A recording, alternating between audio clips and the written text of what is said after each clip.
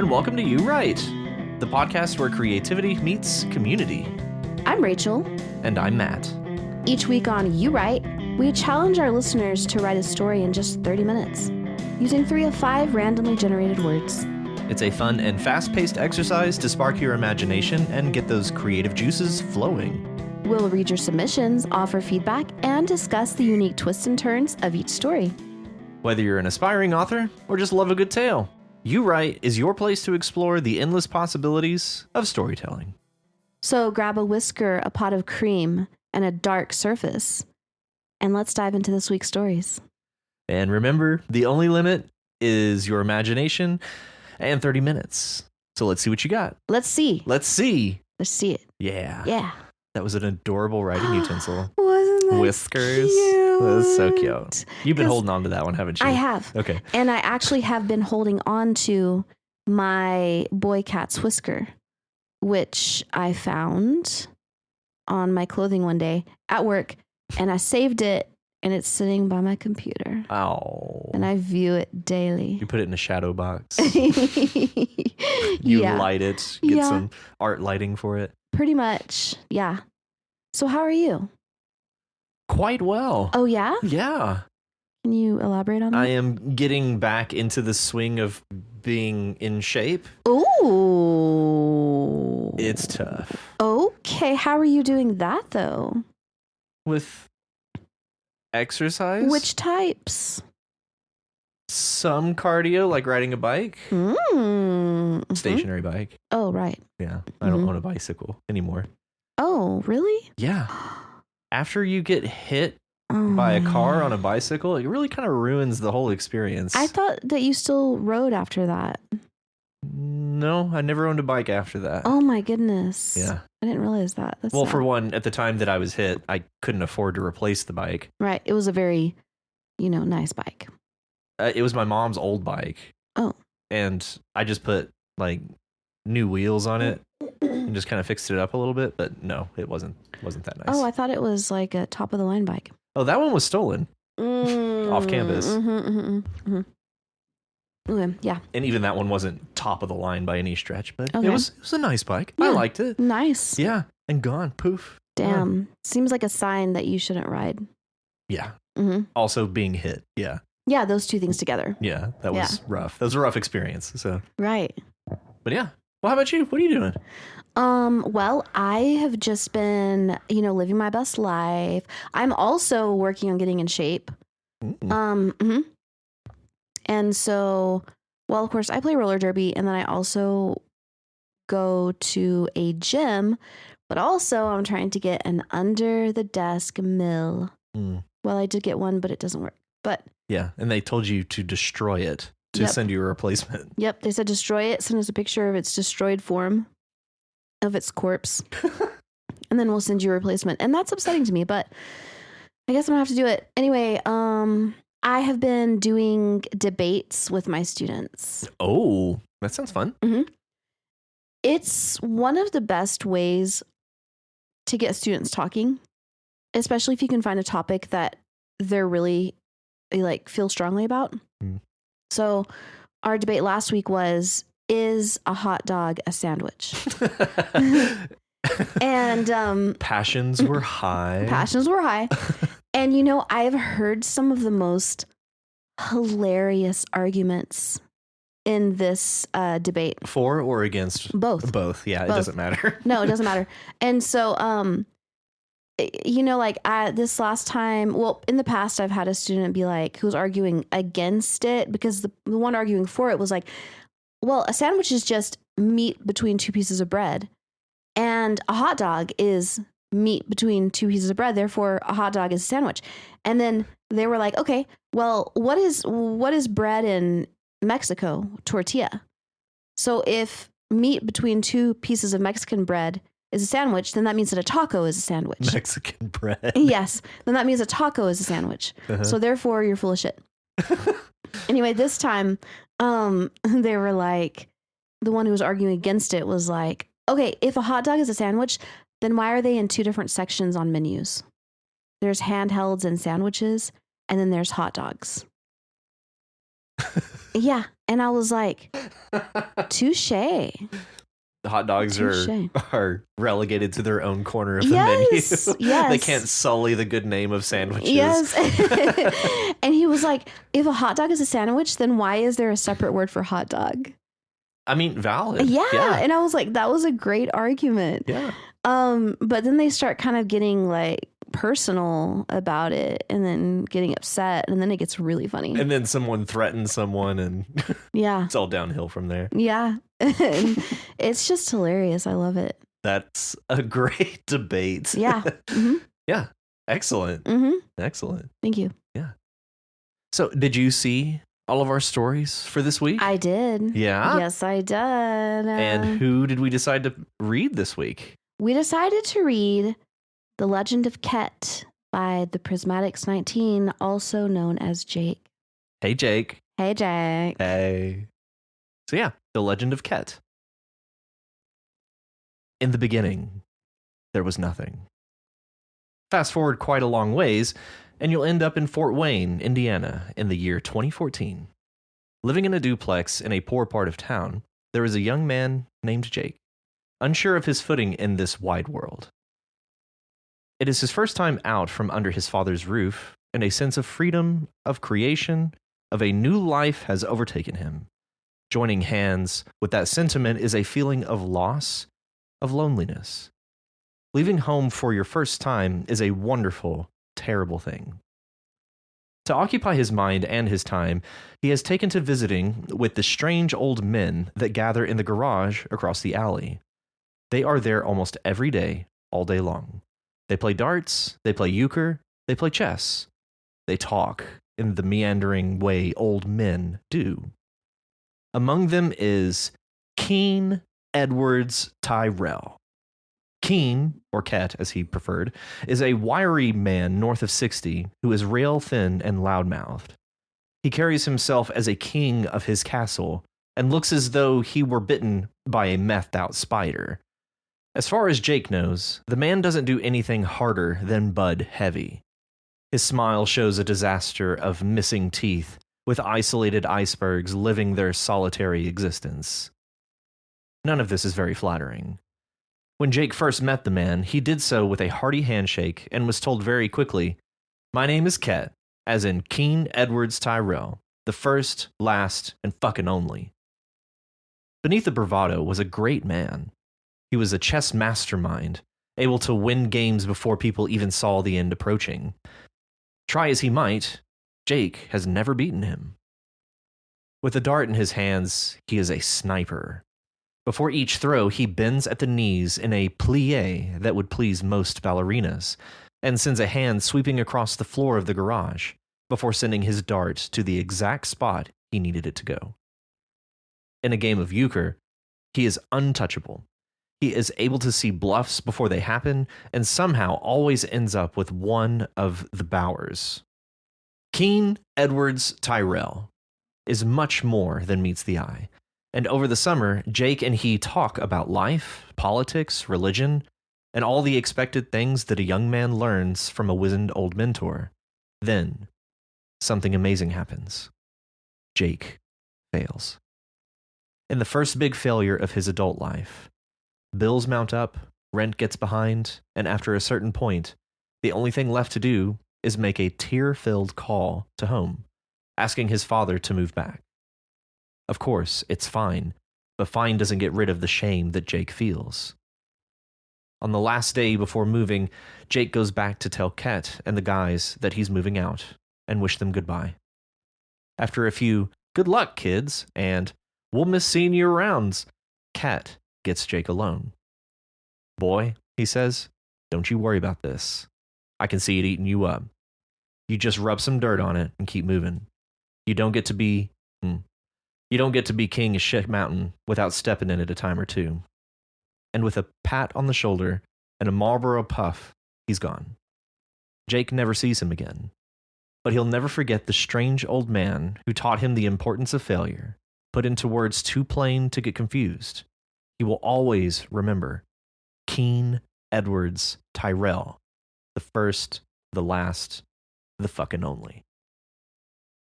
Excellent. Excellent. Yes. Yeah. Okay, so I really enjoyed this story. I really liked the description of Keen, and I feel like maybe we all know somebody like that in some way. Or yeah, who has like some of those characteristics. Like honestly, the first person that came to mind whenever I was reading this for me was this girl that I know who well, okay, I lived with her. Well, not with her. I lived in Mongolia at the same time as her. And she taught me, she had all of this set of expertise that she taught me. That she was just like, it's like whatever she did, she was expert at it. And she taught me to play what is now my favorite card game, and I play with Kim a lot. She taught me how to shuffle and how to do the bridge. Bridge the cards. Yeah, how to bridge the cards. She taught me. I've always enjoyed word games and chess, but she like trained me to the point that she would like yell at me for not remembering 2-letter words. She printed off a list of all of the 2-letter words that are legal in Scrabble. Yeah. Yeah. And would give me really dirty looks if I didn't remember one. Like, that's on the fucking list. Did you not read the list I gave you? She was a bitch, but she just had all these expertise, all these skill sets, you know? Yeah. That's the first thing I thought of. Interesting. Yeah, Ket is very clearly a memorable person. Mm-hmm. And I actually have to concede, I don't know anyone like this. I read about characters like this, like the wise, accepting, and just sounds like a genuinely good person, like offering good advice, even if it was just a momentary relationship that, in this case, that Jake had with Ket. But I don't know people like that. Like, at least they weren't in my life, so I'm kind of looking on and just like jealousy. Like this sounds like a wonderful person. Well, maybe that needs to be you. Maybe that's your role to fill. Yeah. I'm growing into it. I need a few more gray hairs. Yeah. And then it's gonna be perfect. I'm gonna sit out on the porch and just shout at kids to get off my lawn and offer wise advice to youngins. Perfect. Yeah. I can see it. I'm gearing up for it. I love that. I feel like I was born like at least 30, so I'm just like growing into close. My age. Yeah, you're getting close. Yeah, it's gonna be great. That is gonna be great. Yeah, I'm excited for y'all. But yeah, I love Ket, and there's just so many great descriptions in here. Yeah, I wanted to call out the narrative voice here is really solid. I really like the voice that this is told in, and the beginning. The beginning is just fun. It goes a long way to kind of set the tone as well. Yeah. In the beginning, there was nothing. Oh, yeah. Fast forward quite a long ways, and you'll end up in Fort Wayne. Yeah. Just an excellent start, and a great way to set a kind of lighthearted tone there. Yeah. Yeah. Yeah, I really liked that. Good old Ket. And then talking about his teeth. The isolated icebergs living their solitary existence. Mwah, chef's kiss. Yeah, that was really good. But I also really liked where you said none of this is very flattering. Because I feel like a lot of times authors try to make it be like, and it was beautiful in a way. But you're like, no, it was not beautiful. You know? Yeah, just kind of telling it like it is. Yeah. Yeah, I like that. Oh, I'll mention Euchre. I've never heard of this game. I have. What is it? I forgot. Dang it. I just know. Do I have to look it up now? Yeah. I just know of it. Oh, it's a card game. Trick-based card game like Spades, I'm assuming? Wow. The Wikipedia article is so specific. Euchre is a card game played in Canada, Great Britain, New Zealand, upstate New York, and the Midwestern United States. Is played with a deck of 24, 25, 28, or 32 standard playing cards. What kind of slapdash game is this? Sounds very interesting. It does, yeah. I'll have to figure that out. Anyways, yeah, I just wanted to mention never have I heard of Euchre. Yeah. That also kind of though reminds me of my family who lives in East Texas, who are cowboys, and they are very skinny. And my cousin, yeah. But they wear cowboy jeans, which makes it even more obvious. And my cousin, she grew up there. This is a town of like 400 or 500. And she is great. She's smart. She's not a genius, but she can do, since she was little, she can do a Rubik's Cube in like 30 seconds. Oh, wow. Like all sides of it. Why? Right. That's how you do a Rubik's Cube. Right. Why? Because she grew up and has lived her whole life in this tiny town where there's nothing to do. So she just sat there 2 and 3 years old looking at a Rubik's Cube like, okay, got to figure this out. Yeah. Because there's nothing else to do. Yeah. And it's the craziest thing. I remember me and my brother, when we would visit them, we would just be like, do the Rubik's Cube. We just like watch her. It was amazing. But it just reminds me of somebody who's in this small town and doesn't have a whole lot going on and is just like perfecting their crafts. Yeah. You know? Yeah. Although I kind of imagine that Fort Wayne, Indiana might be larger than 400 or 500. I don't know that. I am making an assumption there, but yeah, I just pictured it as a tiny place. Well, since we have the name Fort Wayne, Indiana, 269,000 people as of 2023. Okay. So yeah, it's not that small. Okay. Fascinating. Yeah. I feel like I've been to Fort Wayne. Really? Is it near Bloomington? I don't think I've ever been to Indiana. I've been to Bloomington a handful of times. Anyway, but yeah, he sounds like Ket has spent many an hour of his life just darts, euchre, chess. Yeah, this is my goal. Yeah. Ket is my goal, and even part of my name is in there. It's perfect. Oh yeah, yeah, Edward. Yeah, I'm gonna grow into Ket. You are. It's gonna be you. It's gonna be epic. It's gonna be you one of these days.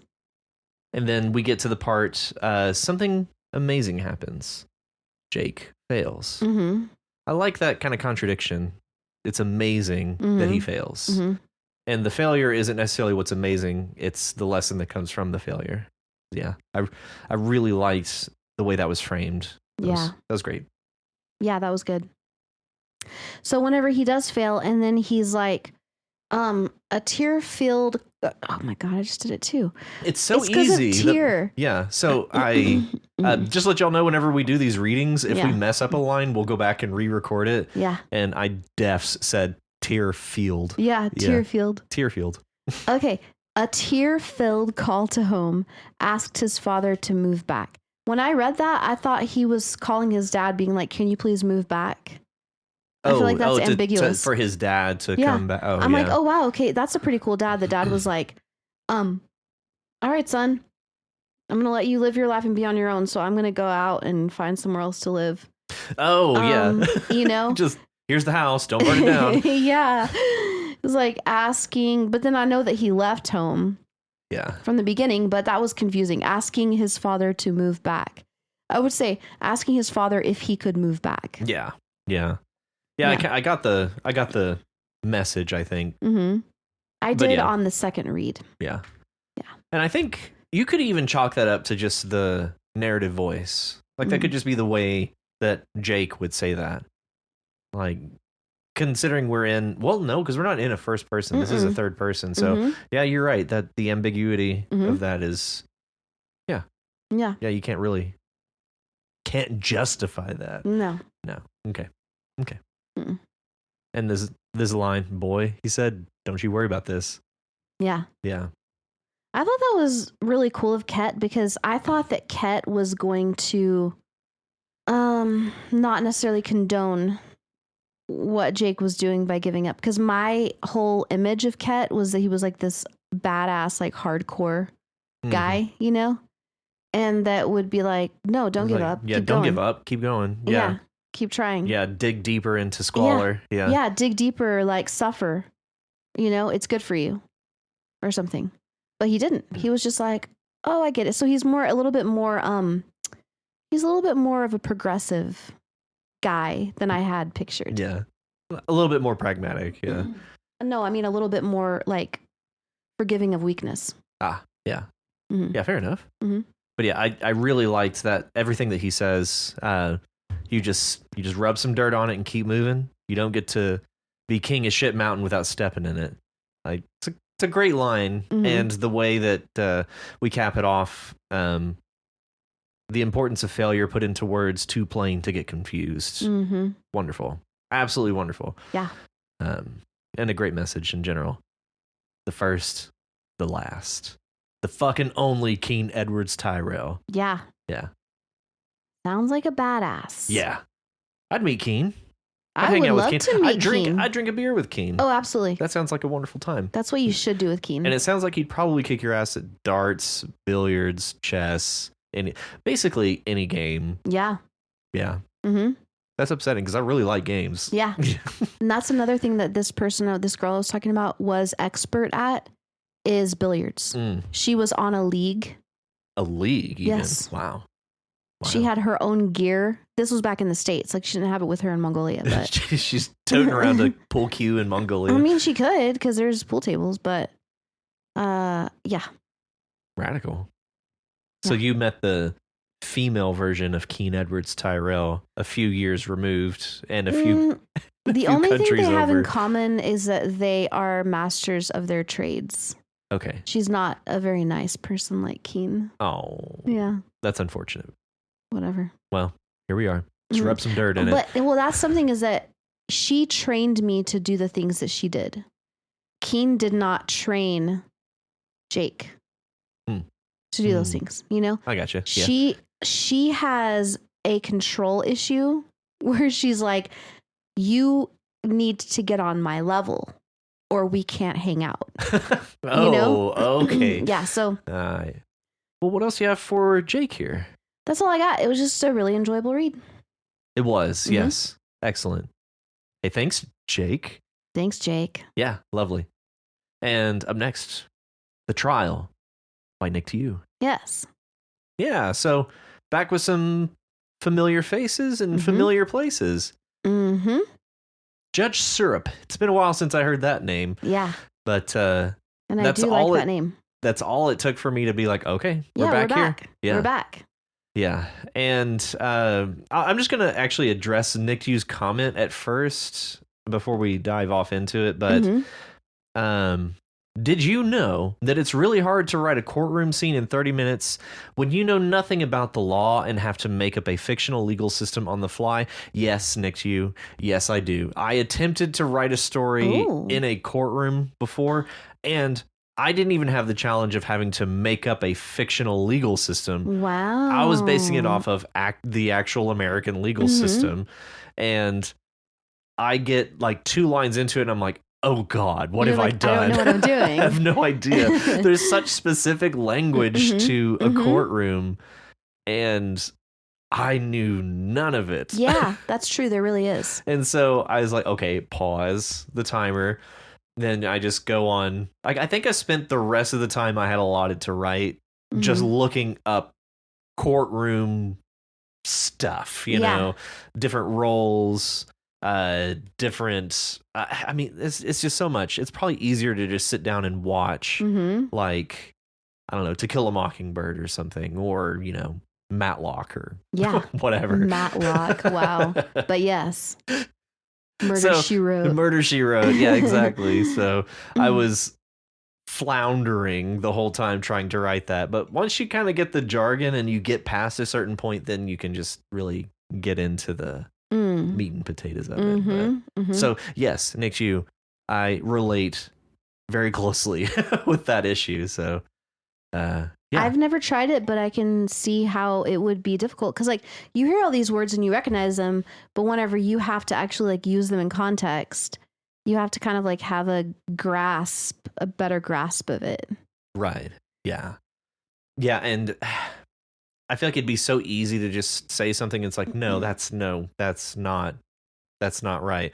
And like in my case, I was trying to figure out like a sentencing. And so I had to figure out like what this crime would be sentenced as. This ridiculous rabbit hole, which I mean, law is just like people spend their whole lives studying law. And I had, 30 minutes one afternoon and I was like, okay, gotta figure this out. So yeah, it's complicated. Yeah. So, yeah. But this story, they're right out of the gate. This line in the third paragraph, the court recorder scrawled rapidly, not possessing a typewriter like were available in some larger cities. Mm-hmm. I liked that. It starts to paint the scene a little bit more. We drop this one character in, essentially the stenographer, Mm-hmm. and also set up that this is probably a small court, Yes. a small town, small court, and it's not long after this that we're basically back in the scene of this town with all the wind chimes. Mm-hmm. Comes back at the end of that same paragraph, actually. So I really liked that paragraph for the descriptive quality, and also kind of cluing us into more of like how this is different from a city, Mm-hmm. and the differences even in just this courtroom than what a city would be. Yes. That's a lot of good information for this world. So it's great world building. Yeah. I'd like to mention that my mom was a court reporter. That's right. Yeah, I forgot about a traveling court in North Georgia. Yeah. And she loved it. that. Yeah, I imagine that has some pretty wild stories to be told. Oh yeah. And I'm sure I couldn't even imagine most of them. Yeah, some of them. One of them haunts me to this day. I wish she'd never told me that. Damn it. But she knew shorthand, but I think that's for whenever she was a secretary of a bank when she's got that job when she was 15, I believe. Oh wow. Yeah. But then whenever she became a court reporter, they had already moved to the method where there's like a mask that you put over your face that you talk into. What? Yeah, they do it so that you can say what's happening and faster so that nobody can hear you because they're doing court. Uh-huh. So that's why there's like a mask over your face. So it's a courtroom scene, and then there's just in the corners somebody looking like Bane. Yes. Yes. Okay. And then, or like Predator or something. Yeah, I don't know. yeah. And then you go back later and type up the notes. Oh. From the recording that you made. Yeah. I always thought stenographers just use the stenographer machine thing. They've got theirs. It's like a mechanical shorthand, essentially. Yeah, I think that at one point she did use that, and then at another point she used the mask thingy. Wow. Yeah, because they went through cycles. Yeah. Well, I never knew about the mask thing. That's wild. Yeah. Yeah. That's interesting you mentioned about a bank, because my mom had to learn shorthand when she worked at a bank. What? She hated it. She Really? hated it. She had no problems telling us. She's like, I did not like or get shorthand, but listen to this. A court reporter mask, also known as a steno mask, is a device used by court reporters to capture spoken words accurately for verbatim transcription. Mm-hmm. So in that case, would she just be like repeating what she hears directly? Yeah. Then why not just set up a microphone and transcribe it? Why must it be repeated by the stenographer? That's a good question. And I don't know. Weird. It looks like I don't know what that is. That's fascinating. It looks like a tiny vacuum cleaner that you put on your mouth. That's what it is. You see Monsters Inc. The Yes. Scream Extractor 9000. Yes. Yeah. It's like a scream extractor. It is. That's true. Why don't they just like put a video camera and like record it? Why? Maybe because the court reporter like only includes the relevant things, the relevant words spoken. I would imagine in court most words spoken are relevant. Yeah, by the people involved. But what if and like also the can't relevancy crowd? be determined after the fact just as well as it could be in the moment, if not more so after the fact? I'm gonna have to look into this some more. Actually. Okay. Yeah, I have questions. Yeah. So your mom doesn't like shorthand, is what I'm hearing. Yeah. Mm-hmm. And that's as much as I know, that she was not a fan. She never worked at a bank whenever I was alive. This was before my... I was like, you're contradicting entrance. yourself, because you were like, she worked at a bank. She never worked at a bank. Not while I was around. Not while I'm Oh, is around. that a song? Sweeney Todd. Oh my Yeah. god. So, anyways, back to the story. I really like the use of the gong prompt here. Right outside the court was a massive gong with a mallet that swung in the wind to hit it at intervals just regular enough for me to think I could predict it, only for it to change. Nick, you've inspired me. I'm gonna hang a gong outside with a mallet that swings in the wind now Oh to accompany my yeah. chimes. Oh, that's perfect. Just create the cacophony of this little town in my backyard. Yeah. Yeah. But it serves more than just to serve the prompt in the case of this paragraph. It ends up being relevant to the case, and it's noise pollution. Yes. Noise pollution. Yes. That kind of makes me sad because I love chimes. I love the sound of that gong, and people just hate it. Like this person wants to get away, get out of here. This person, because they have some weird like aversion to it. Yeah. It makes me kind of sad. But I can totally understand, especially if like everybody had chimes and they're all like out of tune with one another. That would literally just be cacophonous and not. I don't know. soothing at I'd all. have to experience it. I just did find something though. Huh. Well, the voice writers record everything verbalized by judges, witnesses, attorneys, and other parties in a proceeding, and may also record gestures and emotional reactions. So a video camera to accompany the microphone. But what if it's something like the witness started breathing heavily and a camera wouldn't necessarily capture that? That's fair enough. Mm-hmm. Yeah. And also it is a transcript, so it has to be in writing. Oh, yeah. And listen, courts still rely on stenographers for their unmatched accuracy and reliability in capturing verbatim records, especially in complex legal proceedings with multiple speakers and specialized terminology, which digital recordings and automated transcriptions struggle to capture. Oh, okay. Well, there you have it. There you have it. I wasn't doubting the usefulness or efficacy of stenographers. Oh, I know, but I wanted to know too. Why do they do that? Why must they use the mask? Fascinating. Well, now we know. Now we know. Yeah. The rest of the story. So the case itself, we already kind of jumped to the end and the conclusion, but I kind of just from a writerly standpoint, the way this is kind of broken up, and you kind of skip over some of the, I don't know, the minutia of being in court. You kind of jump to the parts that we want to read about.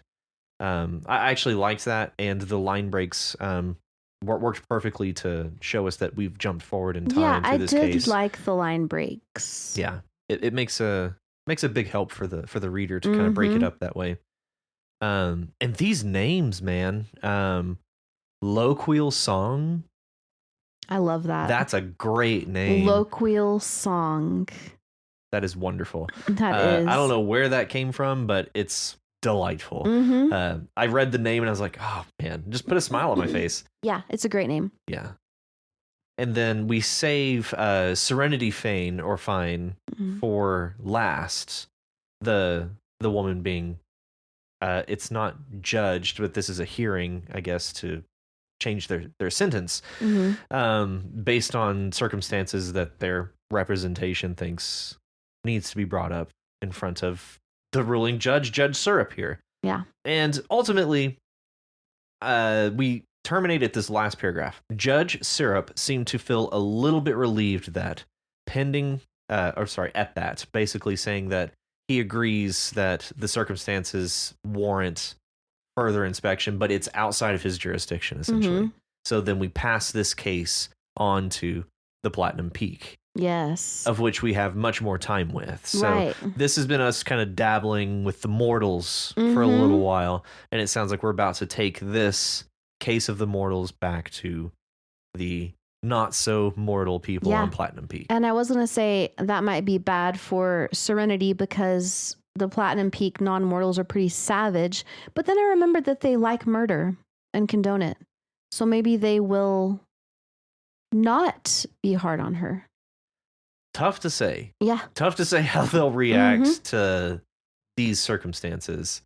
Especially, I don't know. I can imagine a situation where they hear the fact that noise pollution is what drove them to do this, basically kind of driving them crazy, and think, that's asinine. Yeah. Like, and at the same time, they've also been alive for so long. Maybe they're like, oh yeah, it's a disaster down there. I Yeah. totally understand. Could go any number of ways. I'm just That's curious. true. I'm curious how this type of case would look in front of these immortals, in front of. I am curious about that too. Yeah. Like, how are they going to handle it? Yeah. Mm-hmm. Yeah, you're leading us straight into that, and there's a lot of intrigue. At least for me, it's very, very intriguing. Totally. Yeah. Yeah. So we're gonna see Arquin and the others. I can't remember their names. Disciple Jasmine. I don't remember Jasmine. Well, she just mentioned at the end here. Yeah, she sounds like an envoy for the Platinum Peak. Yeah, she's an ambassador. Yeah. Well, hey, what else you got for Nick? That's all I got. Thank you, Nick. To you. Thank you, Nick. That was great. It was great. I'd like to share something with the audience. Okay. Okay, so in Phantom of the Opera, I was always Team Phantom. I said fuck Raoul, but not literally, because that would be Team Raoul then. Right. No, I'm Team Phantom. Right. Yeah, Phantom is a creeper, sure, but he's a sexy creeper.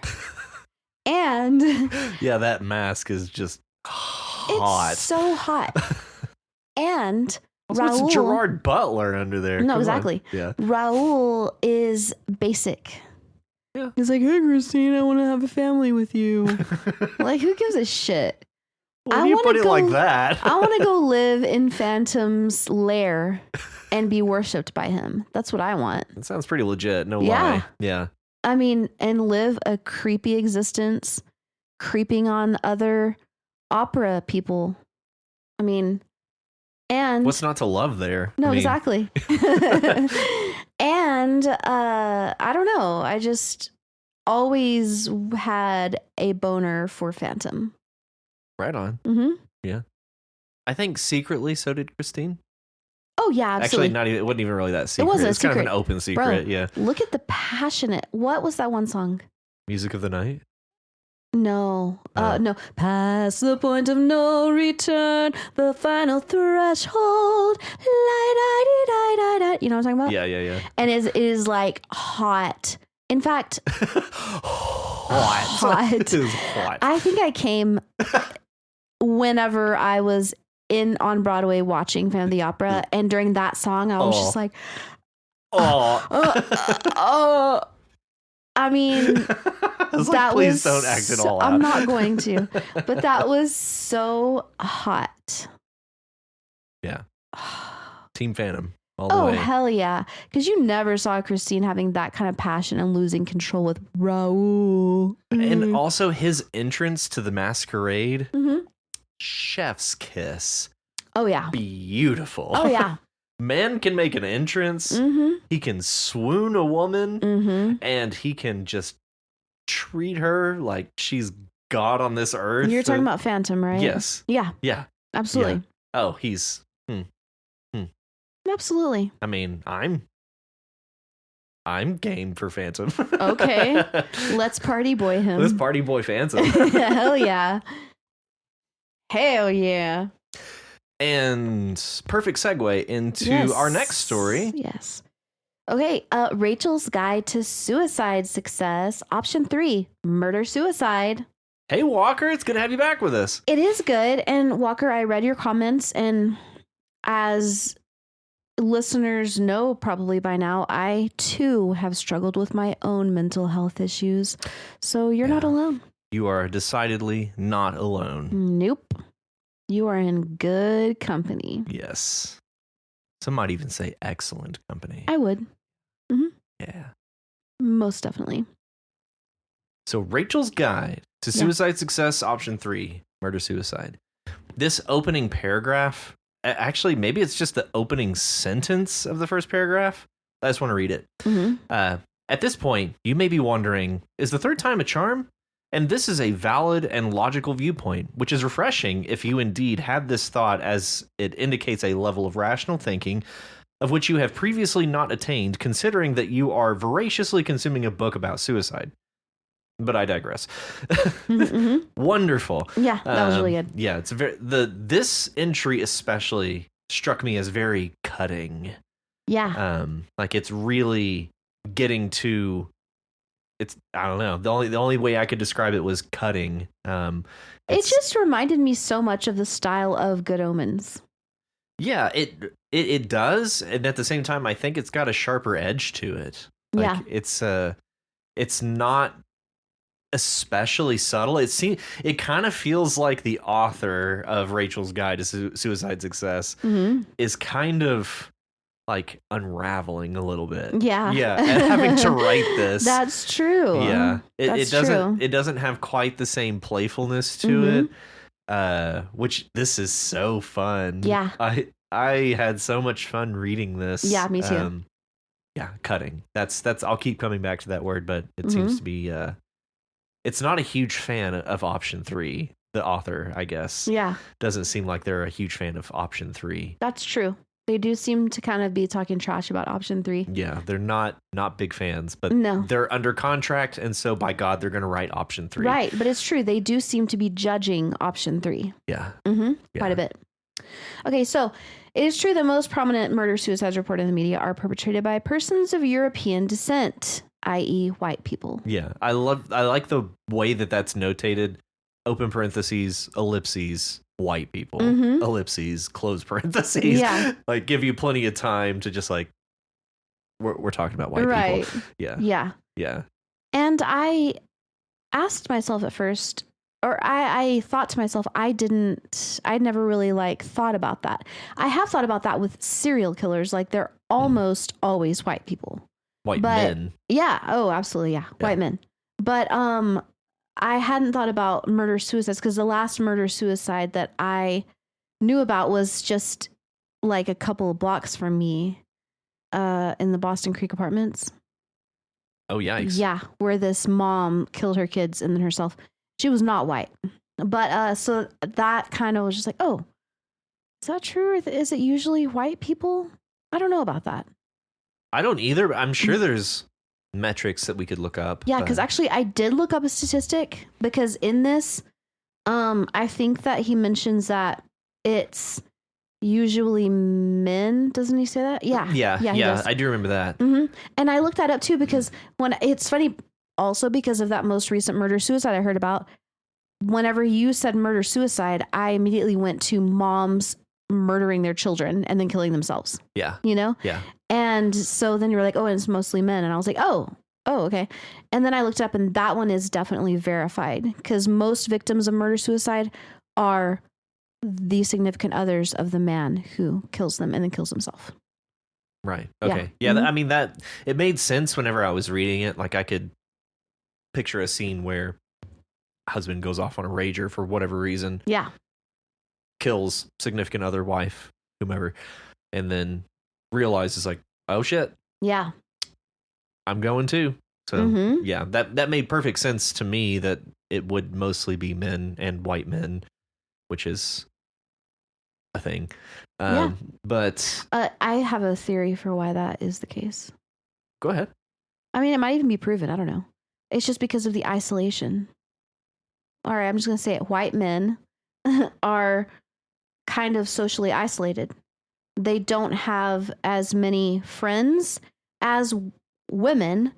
They don't have as big friend groups, circles. Yeah. And also, it's like specific to white men because living overseas, men in other countries have massive bro groups. But here, there's something about that WASP mentality, which is like, figure it out on your own. Yeah. You're alone. Yeah. You know? It's true. Speaking from experience, that is true. Yeah. It's very true. I don't know why that is or what it is about white man mentality, but that's just what it is. It's part and parcel of the WASP mentality. Almost certainly. Yeah. Yep.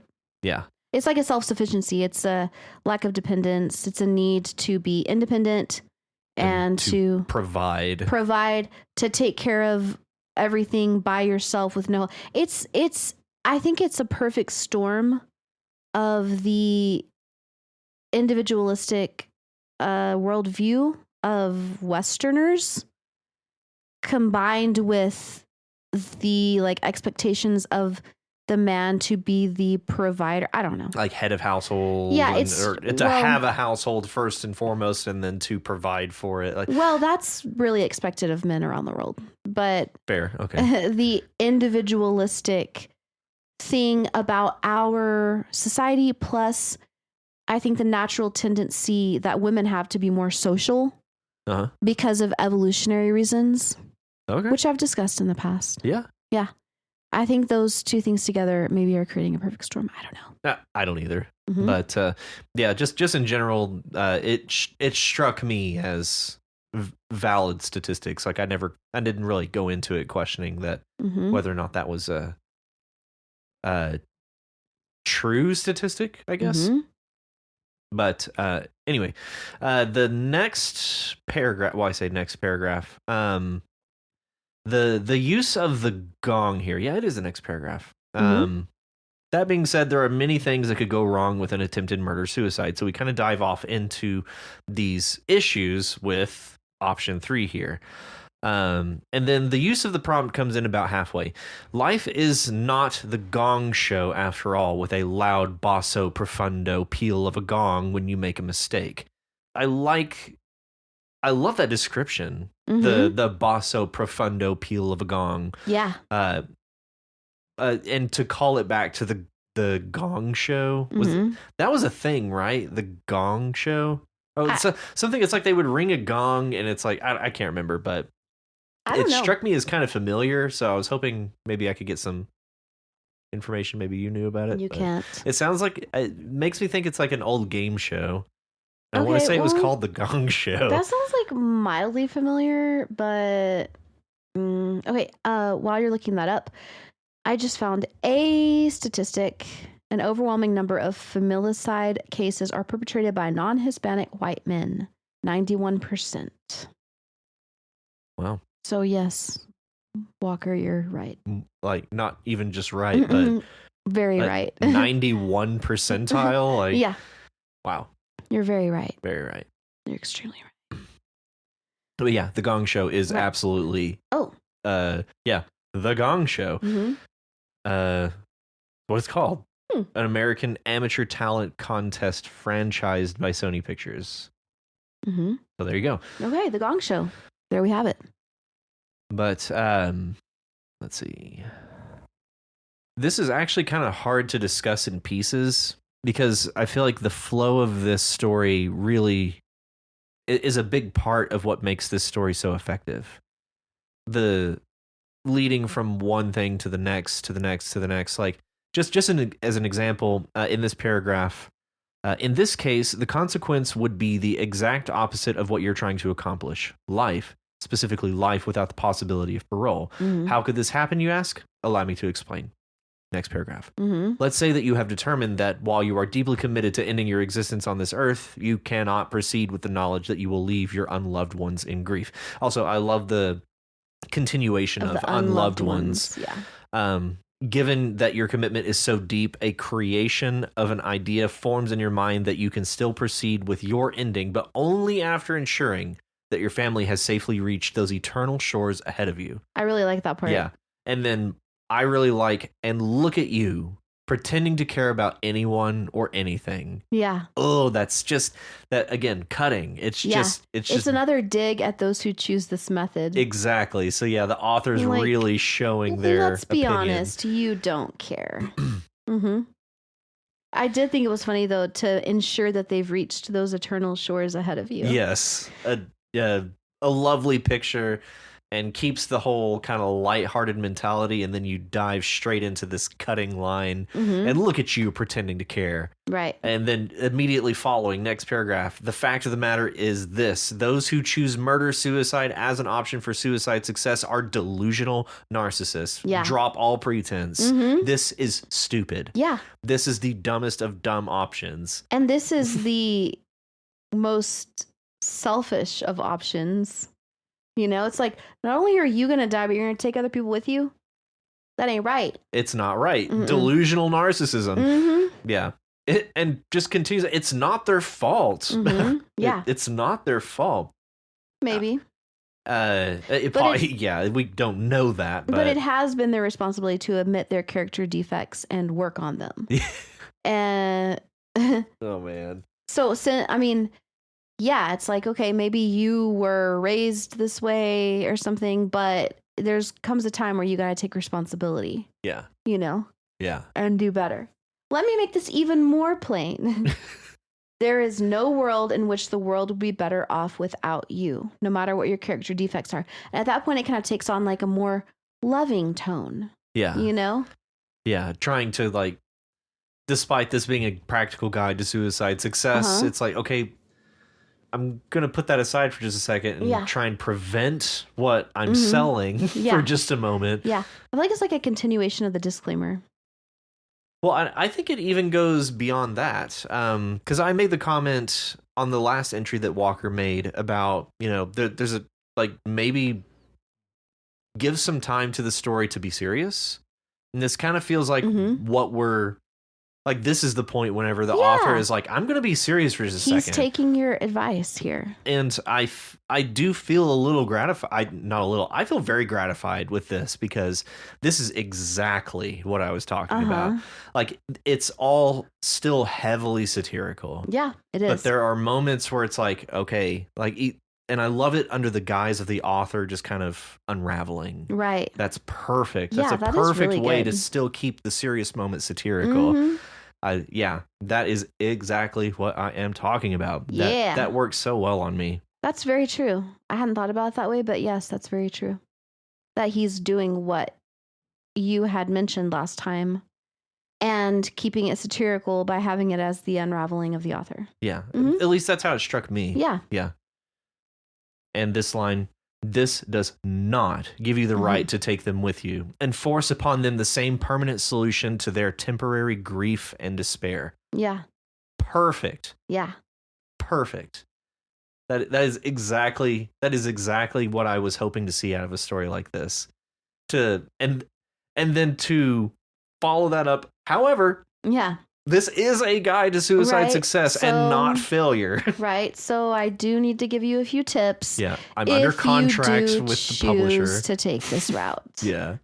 Yeah. I really liked the part where it's like, upon their passing and without delay, this is very important that you not delay, kill yourself. As a matter of fact, if for some reason you determined that your ultimate answer was their death and not yours, kill yourself anyway. Yes.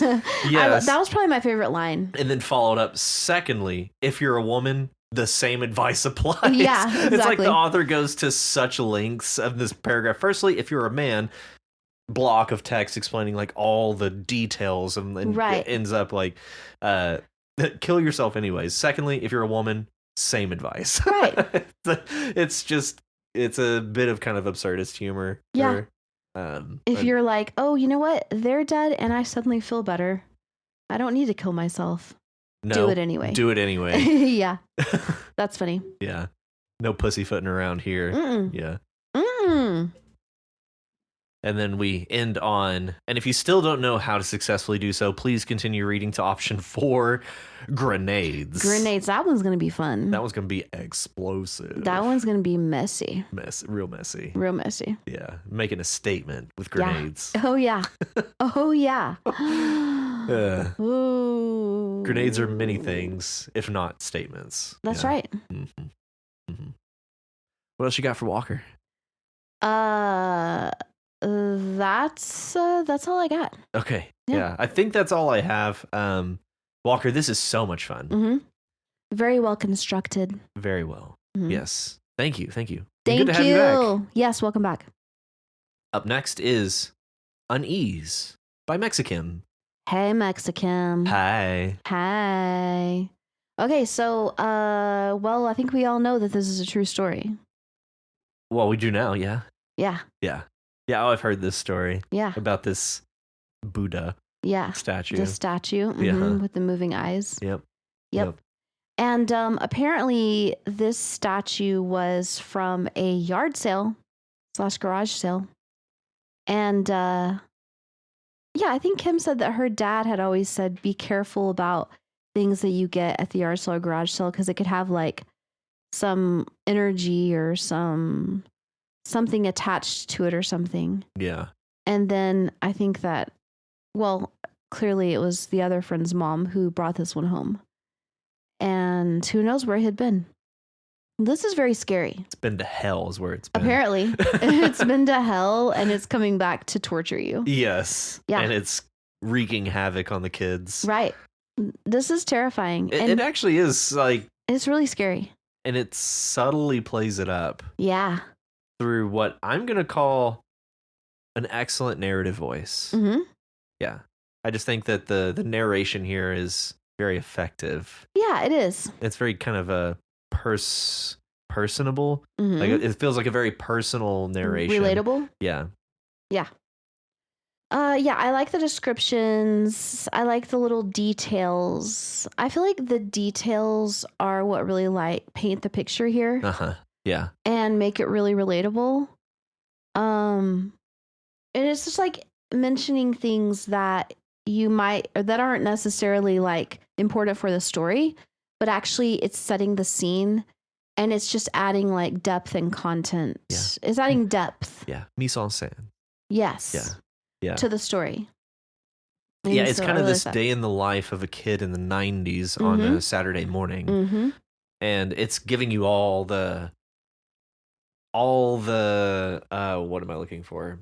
The nostalgia, I guess. Like it feels like a very nostalgic story. Yeah, for sure. And so really diving into, like you mentioned, the details of that, while it doesn't necessarily lend to where the story is ultimately going, it certainly lends to our appreciation of the character on this page, these characters on this page. And I don't know, I just really like the details. And it's like, when you're unsure, I don't know if this is how she felt when she wrote it, but if you're ever unsure about what to write or how to add like meat to your story, like maybe you have one thing that you want to communicate, but then you're like, oh, I need to make a whole story out of this. How do I add like meat to it? Then just describing the setting and like every little detail about the situation, like what you see, what you hear, what you smell, what's going on, you know? I feel like this does that really well. It really does. And what I keep coming back to is this first person narrative voice.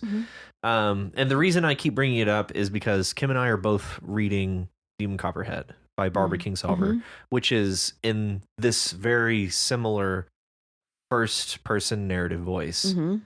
And I feel like this is kind of a, I'll kind of go off on a little bit of a tangent here. This is why, if you're going to write something, it's important to read. Because I feel like some of my best writing has come off of the heels of something I really enjoyed reading. Yeah. And I'm able to capture a voice that was very effective on me. And so I can take that same voice and put it onto a page doing something else. Yeah. It's so cool. And to further the tangent, I don't know if you saw, but the Prismatic Jake posted on our subreddit, "What you reading?" Oh, I saw that heading, and I didn't have a chance to read people's answers, but I saw that. Yeah. And I'm so glad that you posted that because it's exactly what I feel like we need to start promoting more here. Is reading. What are you reading? Yes. Because it makes all the difference. Totally. It's it totally so does. important. It is so important. Kim and I are both constantly reading something, if not multiple things at the same time. We're a part of 2 book clubs. I try to participate in the Doof Book Club, which is the Flanagan's Wake Kingslingers. Like they have their own book club. They're going to do Lonesome Dove in May. I loved that book. I love So Lonesome I'm Dove. so glad that you posted that, and yeah, I just wanted to thank you Yeah. for bringing that up, Mhm. because I love talking about books that people are reading. I love finding things that people have really enjoyed No, reading. totally. And that reminds me of something that Stephen King said in On Writing. Yes, He said, if you want to be a better writer, read. you must read. Period. Just read, Yeah. read. And that's so true, because you have to have your input. It's just like learning a language. Mhm. If you ever want to speak a language, you have to have lots of input from that language. You can't just know by yourself how to do it, you know? Yeah. And also, whenever I hear, when I'm talking to people and they're talking to me about reading and they're reading more than I currently am, I feel this twinge of like, I actually always think of this line from Major Payne. Oh, Yes. Okay. Yes. Where he, at the like beginning of the movie, where he's like in his room, like training, and he's like, I'm just laying here getting weaker. Charlie's in the jungle getting stronger. You know what I'm talking about? Yes. Yeah. I live that literally. I never even you consciously. feel attacked. No, I feel like other Lesser. people are out there training harder than I am. Yeah. They're getting smarter than me. Yeah. And that I is never even, unacceptable. yes, and I never even consciously realized that that comes to mind every time I think about that. But I just realized it. It does. Charlie is in the jungle getting stronger because whoever it is, because they're reading more than me. Uh-huh. And that is where we gain our powers. Yeah. There is power to So what you much read. power. Oh, yes. Knowledge is power. And the more you read, the more you know. And Absolutely it could be true. information, it could be facts, it could be perspectives, ways of thinking, ways of seeing things, Ways tons of of things. even just ways of speaking what's on your mind. Right. And I feel like that's what's coming through in Kim's text here, is this way of speaking what's on your mind, Yeah. especially in this first person narrative voice. It's so, it feels just so honest and Yeah, so, it is. It's very honest.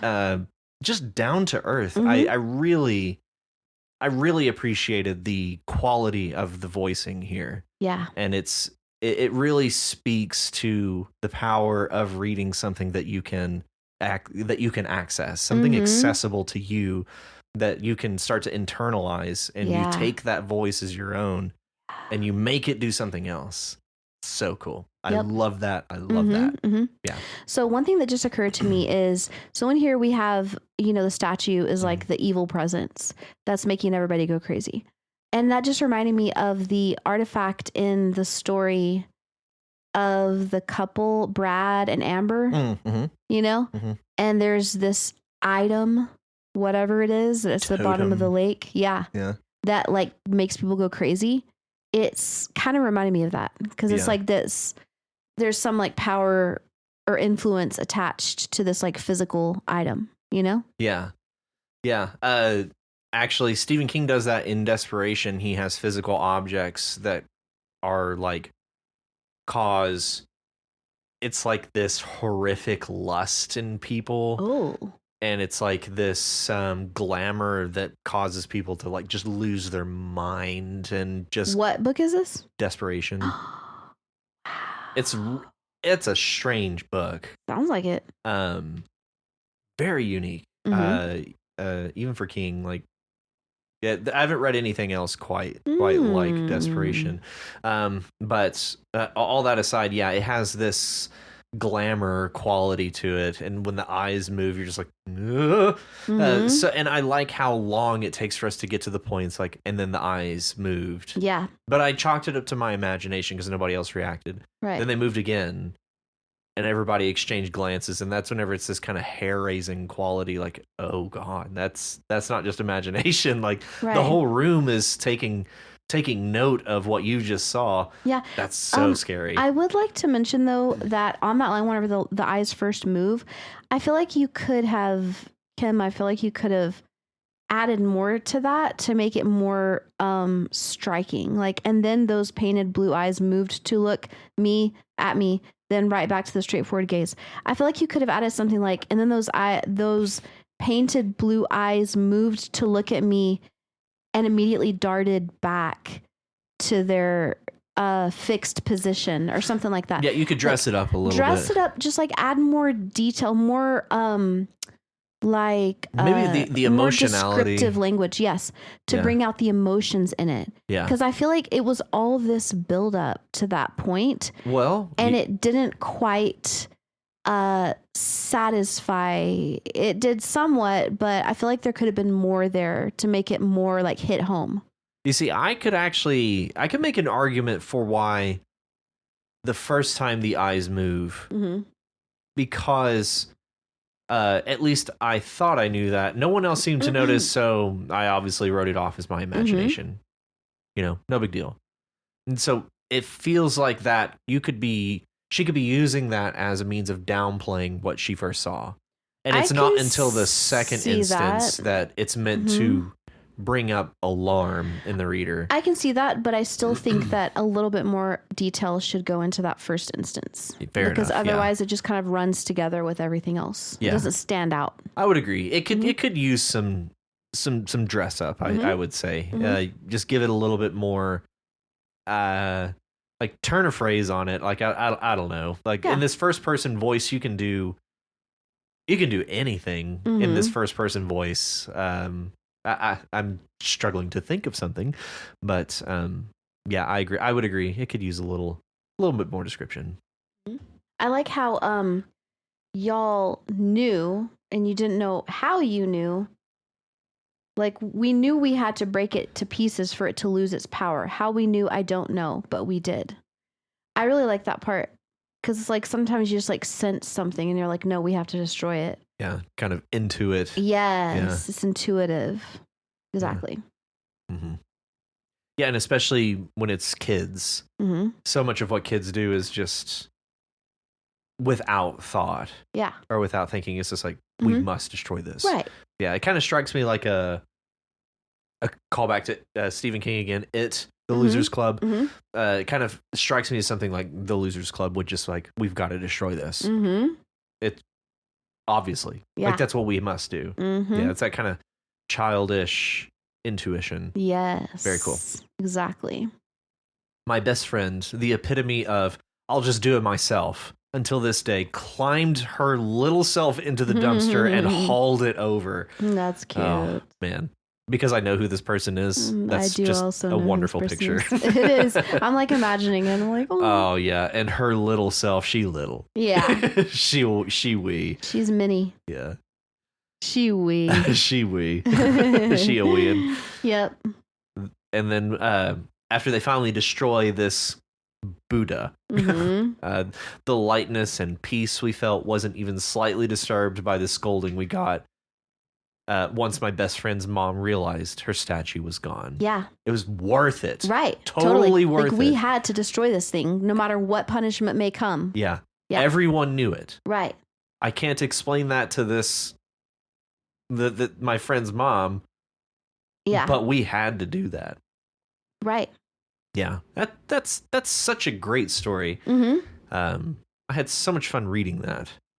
I'm excited that it was put to paper like this. Yeah. Because I've heard this story many times. Yeah. And it creeps me out every time. So yeah. And I'm like you. I'm glad it's on paper. Yeah. Excellent. Thank you, Mexican. Thank you.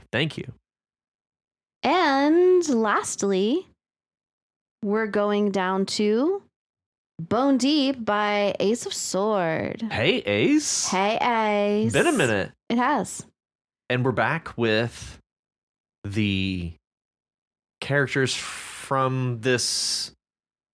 I don't even think I have an overarching title for this. Super anti-hero family. Yeah, super anti-hero crime mob boss family. Yes. Yes. But yeah, Bone Deep. So, what did you think of this one? I'm curious, just overall. I liked it. I liked the powerfulness of Celia. I gotta be honest, Ace. I accidentally glanced at your comment on your story before I read the story, where you said this feels clunky, and that kind of like colored my reading of the story. Oh, I'm sorry. I'm okay, but I'm just saying.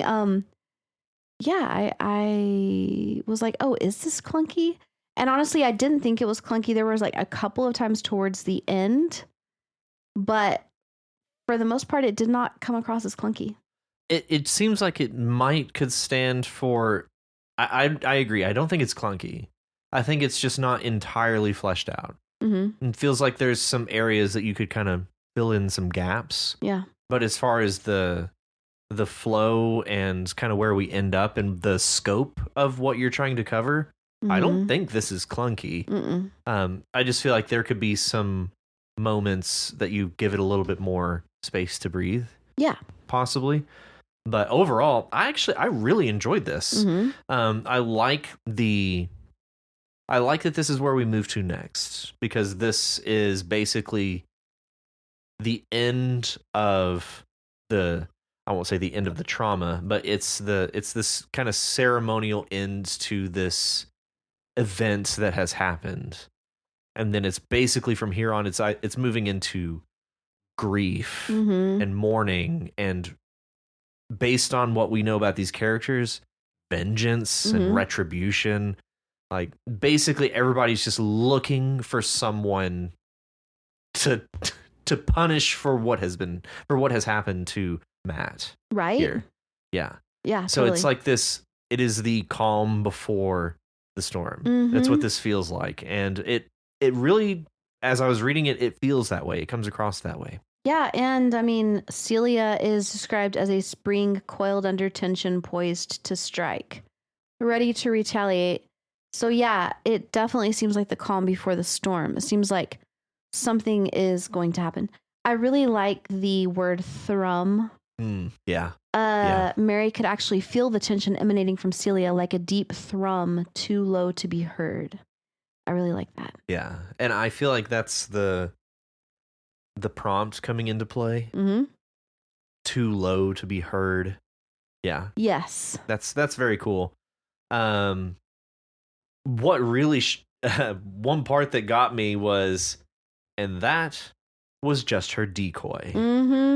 My comment is, excuse me, what? Yeah. Her decoy, you say? Because this is Mom. We've talked about Mom throughout these stories, which we actually haven't met Mom. No. Until, and you could say we've met her in this story now, but she is this elusive matriarch. She is.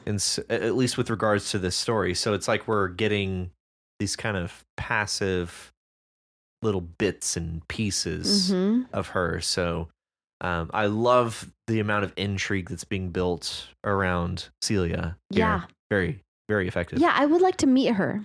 Yeah. I would like to have a personal encounter, with her. How personal?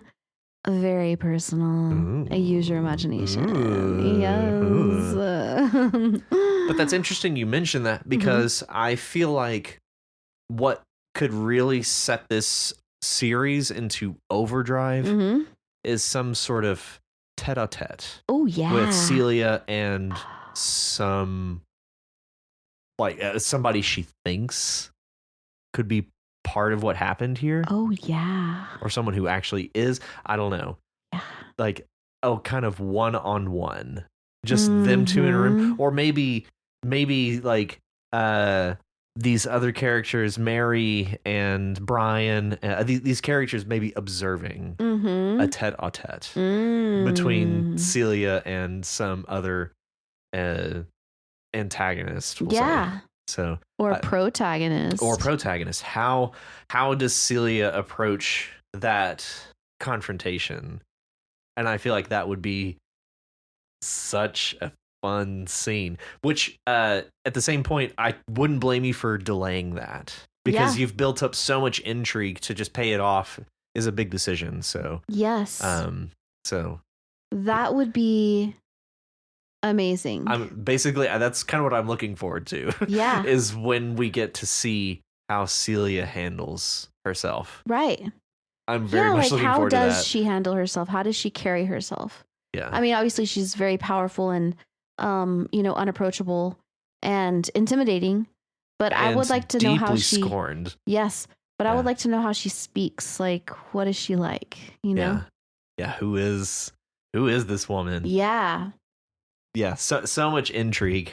So yeah, that's kind of where I was left at the end of this. Is man, I want to know more about Celia. Mm-hmm. Not that the rest of the characters are uninteresting. It's just that so much has been built up around her. You know what? I actually just realized that she kind of, at this point, kind of reminds me of the mom on the Golden Compass. Oh yeah, the movie Nicole Kidman plays her, right? I haven't seen the movie. Okay, you don't I've miss only read much. the books. That's fine. Yeah, but Oh, what is her name? oh, She has the monkey demon. Yeah, she has a golden monkey. The golden monkey demon. Yeah. It's not a demon though. It's her like. Well, yeah, it's their familiar or. They call them demons. Really? Yeah. In Golden Compass, yeah. Yeah, I didn't remember. His dark materials, yeah, demons. They spell it D-A-E. Well, it's the A-E. Oh, that's the Greek form, like daimon. Yeah. So. Yeah, daimon. Okay, I didn't remember that, but I just remembered it as being like their like power animal or something. But yeah, she's this very, very mysterious, enchanting, and dark character. Yeah. And again, I'll bring back deeply scorned. Yes, but deeply alluring. Uh-huh. You know, like draws everybody to her. Yeah. Type of person. Oh, I'm so excited for that eventual payoff. And oh god, I hope we get it. Yeah. At some point, I just hope we get it. What if he just writes her as like this dummy who's kind of just like she just walks into her and yeah, just like doesn't have anything interesting to say. That would be so unfortunate. Yeah, that would be hilarious. Turns out the whole thing is a satire, and it's like cue the it's just Ace, if you do that, I'm gonna laugh really hard. Whatever you do, I'm gonna enjoy it. It turns out it was a satire the whole time. Right? Man, this I can't say this enough. Don't be too hard on yourself on this scene. I think that this is a strong entry. Mm-hmm. I think it may just need a little expansion. I don't think anything that I read felt like out of place. It just felt like there could be more. It seems to me like a transition scene. Yeah, kind of like interlude. It's an interlude. Yeah. There's not really anything happening here. Mm-hmm. There's not any like new developments. It's all characterization. Yeah. Yeah, it's all about these characters, and specifically about us getting more time with Celia. Like, she feels like the focus of this.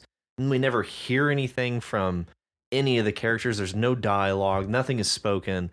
It's all about this narration. Mm-hmm. And I feel like it's just about informing the reader where these characters are in the timeline, and also just by the way they're reacting, the way they're behaving, specifically Celia gripping a wooden handrail to the point that it splinters.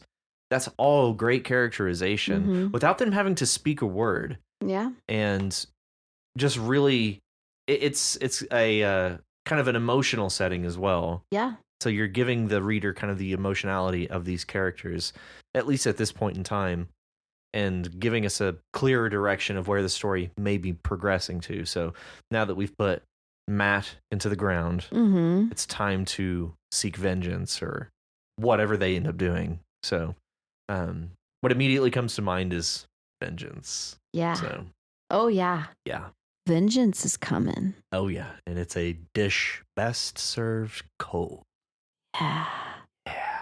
You gonna learn today. Today. Ugh.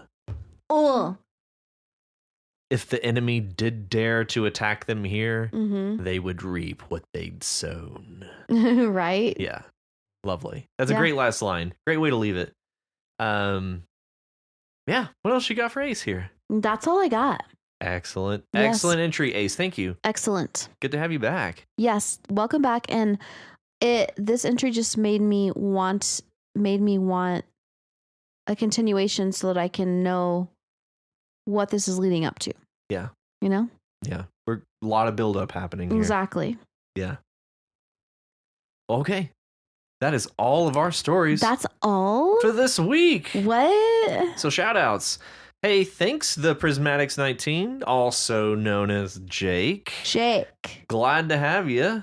as well as Nick to you, Walker by Faith, Mexikim, and Ace of Sword. Thank you. Thanks, guys. Excellent representation this week. Wonderful. And that moves us straight on into episode 33. 33. 33. 30.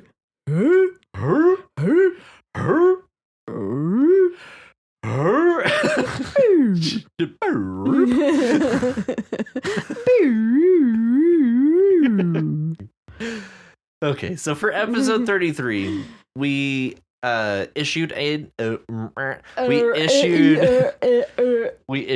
image prompt. Yes, we did. And you can find this image prompt on our subreddit under episode 33. There's a link, and just go on and click Go it. click on it. Go on, click it. Just do a little click. Just go on and click it. Click. I know we're being really weird about it, but it's fine. Just click it. So yeah, the image prompts, go find it there, and the words, the words, Right? Yeah. to accompany this image Right. prompt Yes. Go on. for episode 33. Go on. Comfortable, dimension, diamond, regard, and sensitive. Oh, You want to dive on into comfortable? I do. Comfortable. Well, let's be honest. Most people say comfortable. Comfortable. Comfortable. Comfortable, comfy. It's an adjective. Yeah. Comfortable. It really can only be an adjective. Yeah. Yeah. Yeah. Yeah. I really wanted it to be something else, I but I know. can't do it. It's that able at the end. Yeah. Yep, that able at the end. Although in some cases, adjectives with an able at the end can be a Nounable. substantive adjective. Adjectival noun. No, a substantive adjective. It's the opposite. We've talked about this. Substantive adjective? Yes. Can you explain it one more time, please? Yeah. A substantive adjective is an adjective that can be used as a noun. An adjectival noun is a noun that can be used as an adjective. Thank you. Okay. Yeah. Got it. On it. Right. But comfortable is not one of those. It's just an adjective. Yeah. And it means comfy. Use an abbreviated form of the word. Yeah. It means comfy. Comfy. It means feeling snug, Relaxed. relaxed. You know, At home. Snuggled up under Right. a blanket with some popcorn. yeah. With a good movie Mm-hmm. and a glass of wine. And That's a comfortable. fluffy antemoon. The fluffiest of antelopes. Oh. Yeah. Oh, that's comfy. Mm. So it's a great feeling. Comfortable. Yeah. Yeah. Yeah, hell yeah, it is. Mm-hmm. Okay, next is dimension. Oh, dimension. Okay. Dimension. All right. So this is I don't know what this is. An aspect? Yeah, I feel like it's quite a few things, actually, Yeah. because in physics you have dimensions. Mm-hmm. 1D, 2D, 3D, first dimension, second dimension, third dimension. We live in the third dimension. Right. And then fourth dimension, you could argue, is time. Okay. Theoretically, physics goes out to like something absurd, like 13 or 14 dimensions or something really ludicrous that basically nobody can actually practically understand, and it serves no real purpose other than it theoretically there are this many dimensions. Whatever. It's like pi. I actually don't pretend to understand multi-dimensionality. It makes no sense to me. I've looked at it. I don't understand it. Another dimension, another definition for dimension is you can have dimensions to a physical object. Right, like the measurements. Yeah, something could be 12 inches by 3 inches by 7 centimeters. Right. Which would be horrible to mix. Oh, yeah. To mix measurements. Okay, I'm trying to picture that. All right. So yeah, measurements, dimensions. Dimensions. And to your first point, A genuine definition is an aspect or feature. Didn't I say aspect? You did. So yes. Am I a genius? Can we just get this out right now? Can we just go on the record? Can you just state it for the record rather than asking me to do it for you? No, I can't say it about myself. Okay, yes, Rachel, you're a genius. Thank you. You said aspects. I did, because guess what? I have not ever looked at the definition of dimension, ever. That just came straight out of my head. Yeah. I want you all to know that. An aspect. Yeah. Or feature of a situation, problem, or thing. Right. So that's another way to use it, is like, well, this is a multi-dimensional problem. Like, there are many different aspects or facets to this problem or whatever. The example that I see here is sun-dried tomatoes add new dimension to this sauce. Oh, okay. That was my best Moira Rose accent. That was good. Thanks. No, it's like, this is definitely a cooking show term as well. Oh, yeah. Yeah. Yeah, back to the sommelier. Yeah. Oh my God. Mm-hmm. And by the way, dimension is not to be confused with dementia. Right. Even though different. they sound similar, if you look at the spelling, dimension Dimension. Well, but dementia is Dementia. Yeah. Dementia just means not mind. Yeah. Unmind. You've been unminded. You have dementia. Anyway, this is something different. Yes. Yes, quite. Yes. Okay, and next word. Wait. Go ahead. I think, therefore I am. That's all. So the next word. Damn it. The next word is diamond. Shine bright like a diamond. Beautiful like diamonds in the sky. It's a rock. It's a rock made of carbon. It's shiny. It has facets. Like dimensions. And dimensions. Yeah. But doesn't a diamond come from like ancient charcoal or something? Which is carbon. Yeah. Okay. I was checking. Okay. Diamonds are very expensive. Yeah. They are often used for wedding rings, or is it just engagement rings? Are they different? I don't know. Okay. Sorry. There are, what is it? The 4 C's: cut, color, clarity, and carat. That's it. Carat. The 4 C's of diamonds. Okay. Well, what I do know about diamonds is it's also a shape. Yeah. Geometric shape. Yeah. Mm-hmm.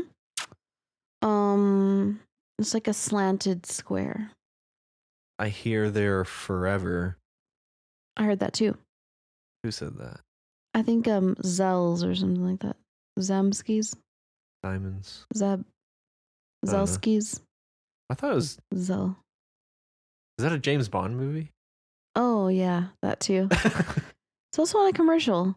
Oh, Zales. Right, that's it. I was like, what are you talking about? Zelle, like the service that you send money? See, I was like Zelle. Okay, so also diamonds. You know, you have the diamond in the rough. Can be metaphorical. The diamond in the rough. Diamond. Oh no, I thought you were gonna do the whole thing. The echo? Yes. Me and Sarah used to always do this. The diamond in the diamond in the diamond in the diamond. Yes. We would always be like that. Yes. We'd be like the diamond in the rhyme and in the rough. Name that movie, guys. Well, I know me and Matt know what we're talking about, but do you? Probably not. It's a whole new world out there. It is. It really is. They don't understand us. No. No one's saying, do this. Nope, that's a different movie. Yeah. Sorry. Okay. Next word is... If you're a Disney adult, you'll get this. Yeah. Disney child? No. Adult? No, adult. Yes. Yeah, hell yeah. Next word is regard. Is that R-E-G-A-R-D? Regard. Right. Regard. As opposed to RAGARD. Raggard. JK, that was a test. Okay. I thought you were going to fall for it. You didn't. Just joking. I knew you weren't going to. Okay. Regard. To guard again. Right. But no. Guard. I don't even know off the top of my head where that like word root comes from. GARD. But it's whatever that is. Again, to do it again. I want to say it's something similar to respect, because respect is to look again, or to look back, and regard would be to something again or back. I don't know. Huh. So the etymology is from Old French. Mm-hmm. Garter. Oh, I can't speak it in French, so garter, GARDER. like the thing you wear? No, that's a GARTER. Right. So this is just to guard. Oh, okay. And then regarder is to watch. Like it's that simple.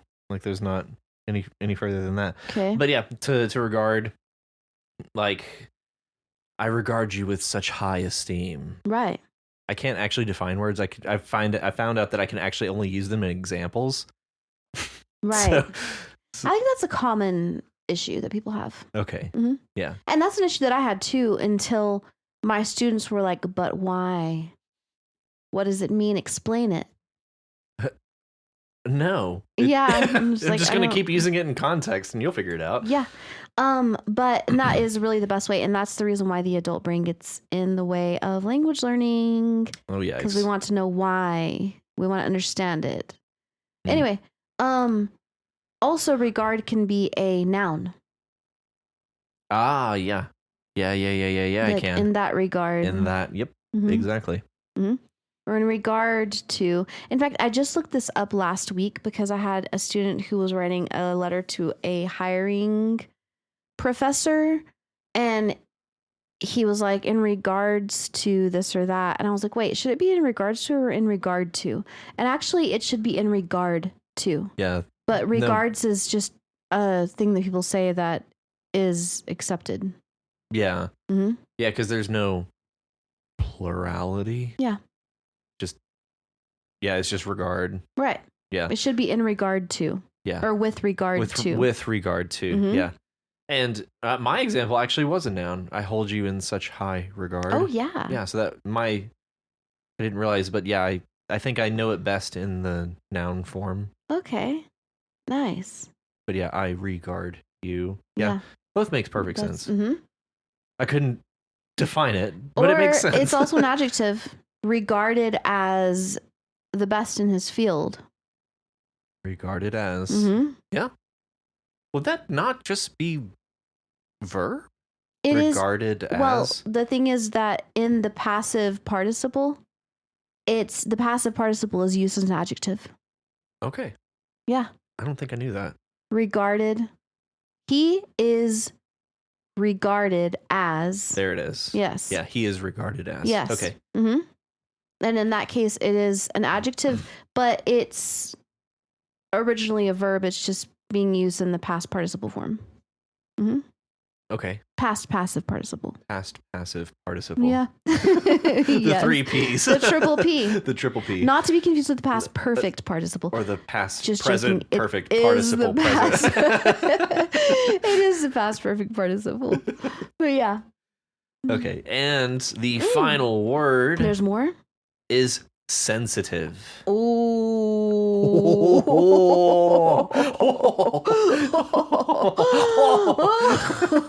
All right, sensitive. Okay, sensitive. It's an adjective. Mm-hmm. Sensitive. I'm feeling really sensitive right now. You know, funnily enough, sensitive. Yeah, I actually am feeling really sensitive right now. Really sensitive.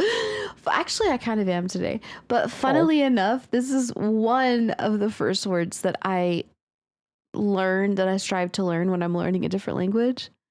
To describe yourself. Yeah, well, just because if I'm being a weirdo, then I want to be like, I'm sorry, I'm just feeling sensitive today. Okay. So, like, it's weird because I have these, like, go-to words that I always need to learn when I'm first learning a language. Sensitive is one of them. Right on. Yeah. That's actually a really good one. Yeah. Yeah. Another one is So Is Life. Ah, that sounds like a Kurt Vonneguttism. Well, his Okay. is So It Goes, and So It Goes. That's what it is. Well, c'est la vie. I mean, Right. Yeah. yeah. So Is Life and Sensitive are the two most important terms. Yeah. And because, again, definitions, I'm quickly learning doing this podcast, it just escaped me. I just looked it up, and I actually really like the first one, quick to detect or respond to slight changes, signals, or influences. Oh, yes. That's a great That is definition. a good, because that kind of encapsulates the emotional and the like computer and the everything. Yeah. The physical, it encapsulates everything. Yeah, quick to detect. Right. So if you're sensitive, then you're quick to detect any tiny hint of anything in somebody's tone. Like if you're emotionally sensitive and you're just like, or you could be very quick to sunburn because you have very sensitive skin. Exactly. Or we can say that like a brake, you know, when you get your brakes done, the brake fluid, then they're really sensitive brakes. They're really quick to detect like the slightest tap. Yeah. Can I tell a story? Yeah. So whenever I was going to college, I would ride my bike into campus from where I would park, and I rode this beater bicycle. It was my dad's bicycle, actually. Oh, wow. Oh, weird. We're coming full circle. We are. So I was riding this bicycle, and the brakes just barely worked. Like, it was just the whisper of a brake. Okay. And so I would just squeeze as hard as I possibly could on the brakes and just pray. Like, please stop. Yeah. Please. And I rode that bike for like 2 years, something like that. It was a long time. I rode this bicycle. I feel like I see where the story is going. So wait, should I make a prediction? No. I had to think about it, but no, because you're probably going to guess it. Okay, all right. So, cut to one of my friends I was going to school with, old friend of mine, got a brand new, beautiful, absolutely far too expensive mountain bike. Okay. And we were over at his place, and I was like, I just want to ride it. I ride a bicycle every day. Like, I want to see what a real bicycle feels like. And so I get on this thing, I'm pedaling around. I was like, oh man, this thing is sick. It's great. It's amazing. And then I'm just like pulling up into the driveway, and then I squeeze the brakes just like I'm used to, and phew, sends me clean over the handlebars. I land both arms like elbows locked straight out in front of me. I do not hit my face, but long story short, I ended up with 2 sprained elbows. Oh, it was horrible. So you didn't flip over the handlebars? You just flew over. It was acrobatic. Did you do a rotation and land on your back, or did you fly? It launched me. Okay, yeah, like, yeah. So face you just flew, forward, yeah, like into the driveway. I wish that was on video. Me too. Frankly, it had to have been incredible. The reason I know that is because both of them were just laughing their asses off the whole time. They were like, "Have you never ridden a bicycle before? Like, what the fuck?" I ride one all the time, and then So that bicycle had very sensitive brakes. That's a really, really funny mental picture. Thank you for sharing that story. You're welcome. That's an old story of mine. It's a wonderful one. I'm not above humiliating myself. It's fine. Yeah, no, it's a classic. Yeah. Whereas if you're in a car and you're suddenly in a car with good brakes, then you're just like getting like whiplash like constantly. Or you're just going to get rear-ended because you're just dead stop in the middle of the road. And everyone's like, what the fuck? Oh, that's funny. Yeah. I like that. So again, those words. Yes. Comfortable, dimension, diamond, regard, and sensitive. That's right. And if you want to be like these wonderful writers and submit your story to You Write, why don't you just go on, head on over to our subreddit at reddit.com/r/YouWritePod. But if you're unable to submit a story this week, that's fine. You can still help out by reading and providing comments on the stories of others. And whenever you post a story or comment on someone else's story, you have a better chance of being, read on the podcast. Mm-hmm. You also are able to get a hold of us at yourightpod@gmail.com. If maybe you enjoy our production here and want to encourage further production, you might want to donate at our Patreon at patreon.com/yourright. If you can't donate, that's okay. You can still assist by passing on the podcast synonyms to additional scribes and non-scribes as well. And if you haven't already, I got nothing Those there. are not synonyms. Be sure to sign up for the podcast. Yes. Mm-hmm. Be sure to subscribe to the podcast so you know immediately when new content is at your disposal. At your disposal. That's a good one.